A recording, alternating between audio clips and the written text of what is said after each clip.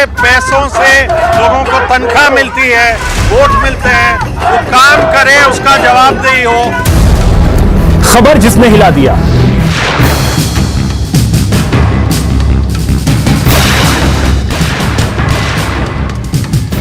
खबर जिसने असर किया, समाज के जीवन में परिवर्तन लाने का काम किया है। आज हम सबको यहाँ उसे नमन करने के लिए एकत्रित हैं। खबर तेरी मेरी, इसकी उसकी नहीं। हम तो पुराने में लग रहे हैं, पर फर्क नहीं पड़ता। खबर जिसमें मैं नहीं, हम हैं। खबर में दम है। स्वागत है आप सभी का। आपके साथ मैं हूं स्वप्निल। अगले आधे घंटे में बात होगी हर उस क्षेत्र की जिससे जुड़े हैं हम, कच्ची पगडंडियों की हलचलों से लेकर पक्की सियासत की गलियों तक। तो चलिए शुरू करते हैं। खबर में दम है।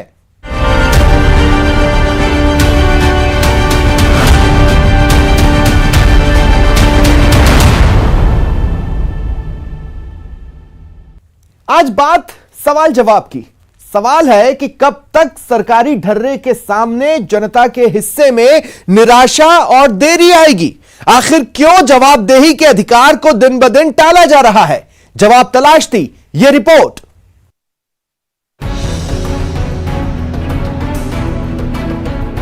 जवाब बहुत जरूरी होता है। जवाब सवाल का अपना मकसद होता है, लेकिन जवाब कुछ भी हो सकता है। जवाब लाजवाब कर सकता है। जवाब टेढ़ी खीर बन सकता है। जवाब से ही जवाब देने वाले को तौला जाता है, मोला जाता है, मापा जाता है, भांपा जाता है। जवाब डिक्शनरी में देखेंगे तो जवाब का मतलब है उत्तर जो सच हो सकता है, झूठ हो सकता है। उत्तर जो अगर जवाबदेही के सवाल पर मांगा जाए तो दक्षिण, पूरब, पश्चिम कहीं भी जा सकता है। पर अब मरुधरा मांगेगी जवाबदेही पर।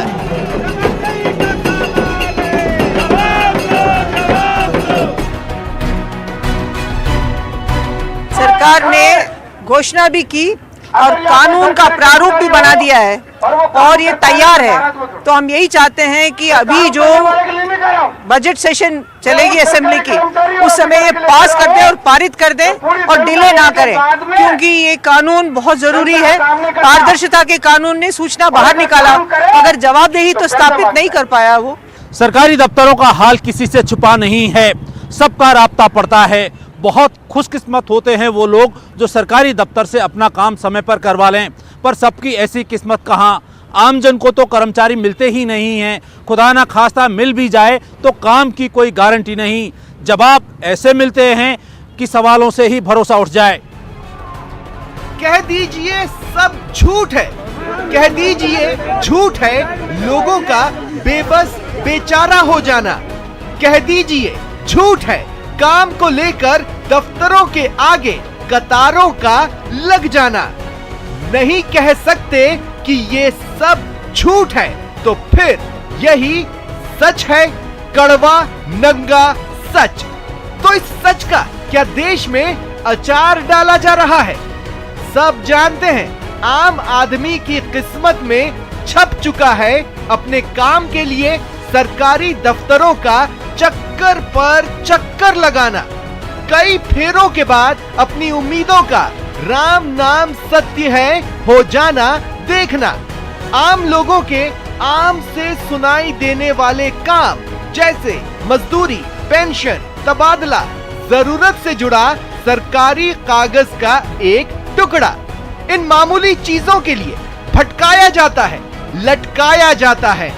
आम जन की सहूलियत के लिए बना और आज तक खड़ा सरकारी ढांचा आम जन के लिए ही कौरवों के उस चक्रव्यूह सा हो जाता है जिसे बनाया ही गया था अभिमन्यु को उलझा कर रख देने के लिए। जवाबदेही कानून का इस सरकार ने आश्वासन दिया था, बजट घोषणा की थी, मुख्यमंत्री ने कहा था ये पारित होगा। 3 साल हो गए इनके सरकार के और ये 10 साल का आंदोलन है। केंद्र में और राज्य में देश की जनता को चाहिए कि जिनके पैसों से लोगों को तनख्वाह मिलती है, वोट मिलते हैं, वो काम करे, उसका जवाबदेही हो। देश आज़ाद है, देश के लोग आज़ाद हैं, पर जिस तरह की सरकारी सिस्टम आज़ादी को एंजॉय कर रहा है उस पर रश्क होता है। आलस की आज़ादी, मक्कारी की आज़ादी और उनकी इस आज़ादी के तले कुचली जाती है आम जन की मूलभूत आज़ादी। ये हो भी क्यों ना, किसी तरह की कार्रवाई की कोई तलवार जो सरकारी कारिंदों पर लटकती नहीं। अब मरदोरा इस स्थिति में बदलाव की मांग कर रही है। विश्वास आधारित शासन प्रणाली सवालों के घेरे में है। राम राम करती है, दुआ सलाम करती है, फिर आराम करती है। अपने ही लाभ हानि के गणित में उलझी प्रणाली। क्या ये सरकारी चश्मे वाले सिस्टम की गुंडागर्दी नहीं है? अगर है तो गुंडों के खिलाफ एक्शन मांगना जनता का हक है। लोगों को उनके इसी हक के बारे में बताने समझाने के लिए निकली है ये यात्रा, जो राजस्थान के सभी जिलों में जाएगी। देखना यह है कि जवाबों से कन्नी काटने वाला, जवाबदेही से नजरें चुराने वाला सिस्टम कब तक ऐसा ही रहता है। लोकतंत्र में समय समय पर लोगों के अधिकार में इजाफा हुआ है। सूचना का अधिकार कई खामियों के साथ अपनी उपयोगिता पर चल रहा है। लोकपाल पर लुंज पुंज कदम बढ़ रहे हैं। इसी कड़ी में जवाबदेही कानून भी जनता के लिए एक बड़ा गेम चेंजर साबित होगा।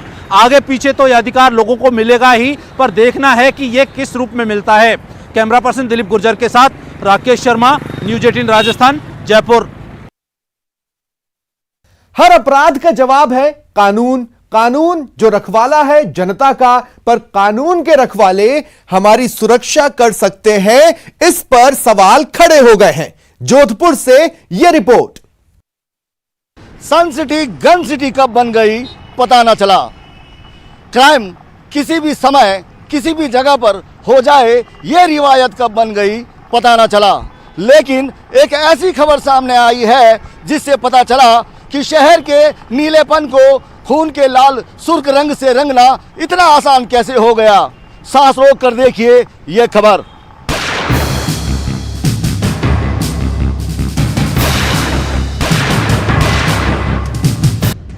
जी हां, सांस रोक कर देखिए ये तस्वीरें।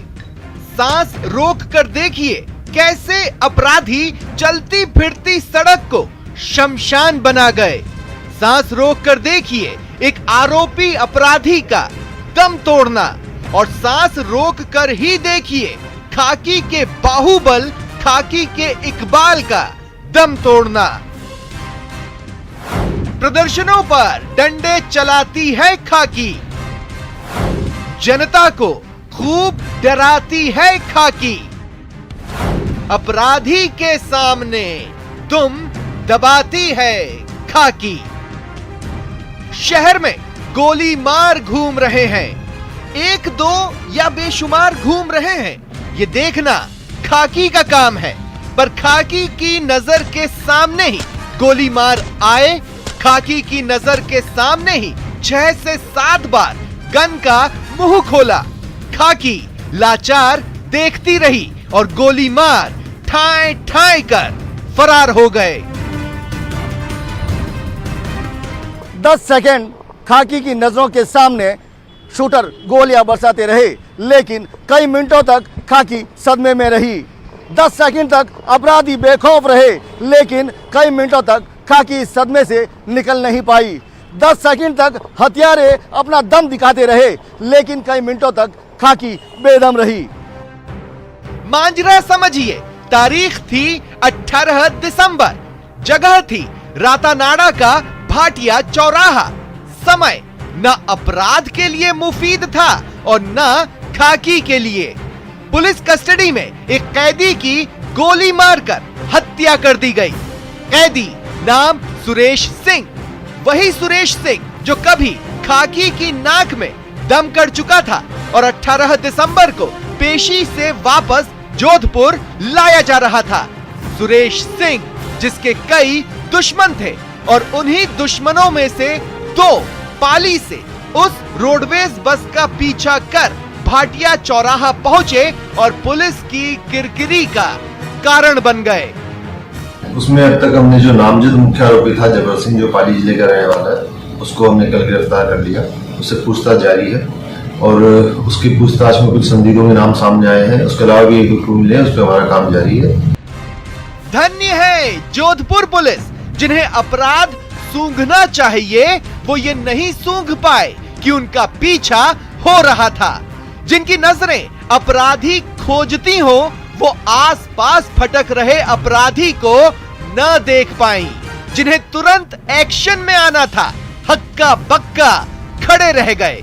जिनके पास दोनाली थी पर अपराधियों के सामने उसे चलाने का जिगरा नहीं था और तस्वीरों के साथ ये सवाल छोड़ गए कि अगर ऐसे बाहुबली हमारी रक्षा के लिए तैनात हैं तो हमारी रक्षा करेगा कौन?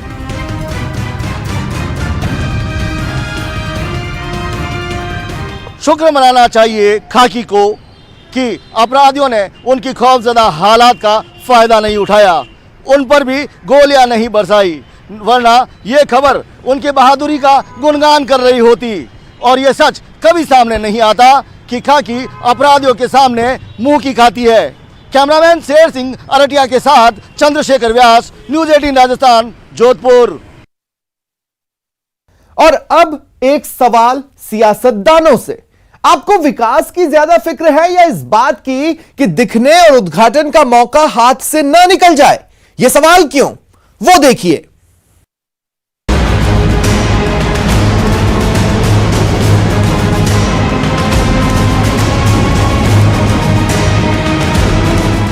शेक्सपियर ने कहा था नाम में क्या रखा है। तब कलयुग इतना नहीं गहराया था जितना आज गहराया हुआ है। तब भी सियासत पेचीदा थी पर इतनी नहीं जितनी आज है। तब भी महत्वाकांक्षाएं थीं पर ऐसी नहीं जैसी आज है। सियासत में नाम ही सब कुछ है। नाम है तो चेहरा है, नाम है तो चेहरा दिखता है, बिकता है, टिकता है और टिकट दिलवा जाता है।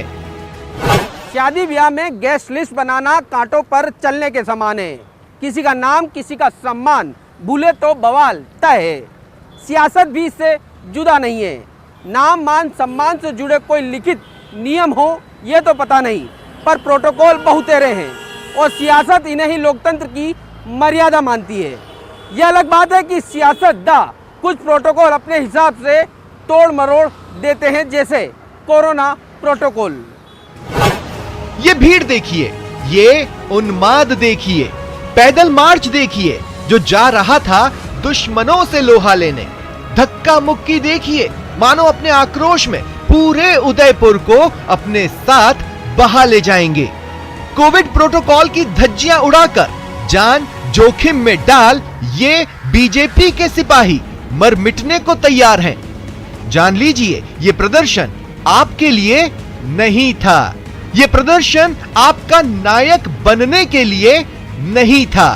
हालांकि तस्वीरें देख आपको मलाल जरूर होगा कि ऐसी आग अगर धधकी ही है तो काश हमारी मुसीबतों के दहन के लिए धधकी होती।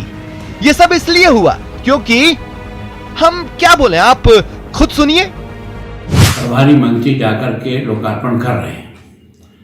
लोकार्पण करने का उनका अधिकार है, उसमें मुझे किसी प्रकार कोई ऐतराज नहीं।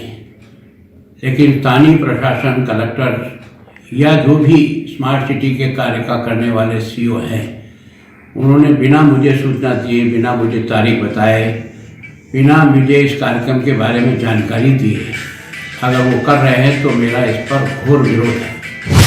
सरकार के 3 साल का जश्न था, लोकार्पण शिलान्यास होने थे, पर बताया नहीं, बुलाया नहीं, हेडलाइन बन गई। और चूंकि नाम की नाक का सवाल था तो बीजेपी विधायक फूल सिंह मीणा ने नारियल फोड़कर कार्यक्रम का सांकेतिक उद्घाटन कर दिया। अब आप शायद ही बोले नाम में क्या रखा है। अगर गुंजाइश बाकी है तो लीजिए एक और खबर। यहां नाम की जंग हुई। बीजेपी विधायक अशोक लाहोटी और कांग्रेस नेता पुष्पेंद्र भारद्वाज के बीच सड़क का शिलान्यास होना था। कर गए पुष्पेंद्र भारद्वाज तो अशोक जी तिलमिला उठे और फिर जो आग उगली वो देखिए। एक मुकद भाई लगता, हम तो पुराने मुकद में लग रहे हैं, कोई फर्क भी नहीं पड़ता।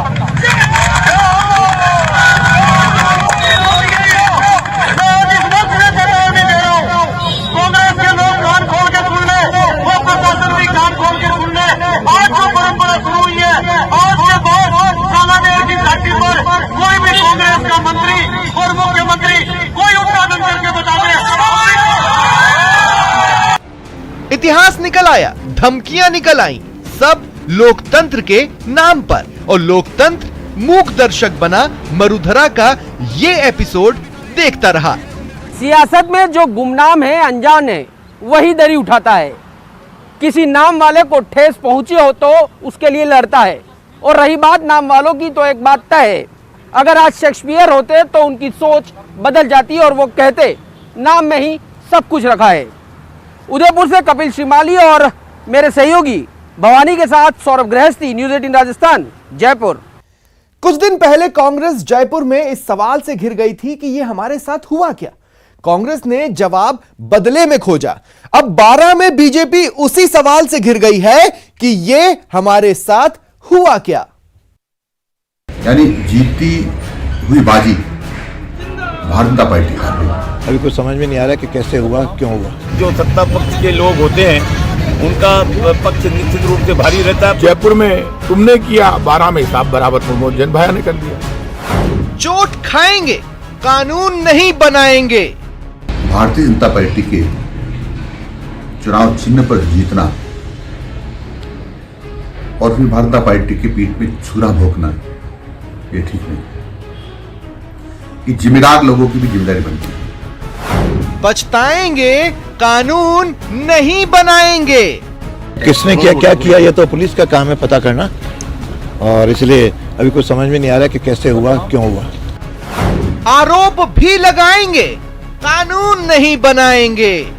ये तो कांग्रेस सत्ता में है, वो पैसे के बल पर और हॉर्स ट्रेडिंग करके लोगों को तोड़ने का प्रयास करती है। दल बदल कानून है नहीं, इसलिए जो सत्ता पक्ष के लोग होते हैं उनका पक्ष निश्चित रूप से भारी रहता है। सफाई, शायद किसी को सियासत में गंदगी की सफाई से कोई लेना देना नहीं है। पूछेंगे क्यों तो वार करेंगे, खुद गिरेंगे तो सफाई देंगे। ये सियासत है भाई, यहाँ पर शुचिता के लिए सफाई की कोई जगह नहीं है। जगह है तो सफाई से चले ऐसे दाव की जिससे विरोधी चारों खानोचित हो जाए। 12 में कांग्रेस ने कुछ ऐसा ही किया।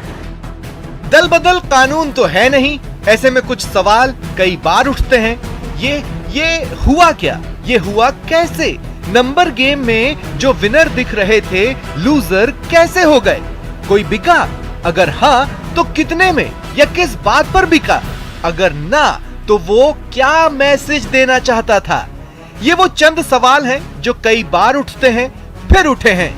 12 में कांग्रेस की पौ 12 हो गई। एक बार फिर साबित हुआ कि सियासत के शतरंज की चालें सिंपल 12 खड़ी नहीं है, बल्कि 12 टेढ़ी है। भारतीय जनता पार्टी ने जयपुर में तो धर्म का काम किया होगा। भारतीय जनता पार्टी ने जयपुर में तो धर्म का काम किया होगा। धर्म का काम, इशारा समझ रहे हैं ना? खेल जिला परिषद चुनाव में हुआ था, तब कांग्रेस बौखला गई थी। बीजेपी ने कांग्रेस के लिए जयपुर को पराजयपुर में बदल दिया था। याद दिला रहे हैं कि हाथ के दर्द की टीस अभी भी ताजा है। वैसे समय भी ज्यादा नहीं हुआ है। ऐसे में प्रताप सिंह खाचरियावास जी परम संतोष के साथ कह रहे हैं कि ये लो शह और मात। 12 में जिला परिषद की 25 सीटें, भाजपा ने 13 जीती तो कांग्रेस ने 12। कांग्रेस ने मंत्री प्रमोद जैन भाया की पत्नी को जिला प्रमुख का उम्मीदवार बनाया। तभी लग गया था कि खेल तो हो गया। हुआ भी वही, भाजपा के एक सदस्य ने क्रॉस वोटिंग कर दी। वहीं भाजपा के जले पर नमक छिड़का बीजेपी कार्यकर्ताओं ने। पार्टी की गुटबाजी सड़कों पर आ गई। सांसद दुष्यंत सिंह के कार्यालय में तोड़फोड़। कौन सोच सकता था कि 12 में कोई ऐसा कर सकता है? लेकिन करने वाले भी अपने ही थे।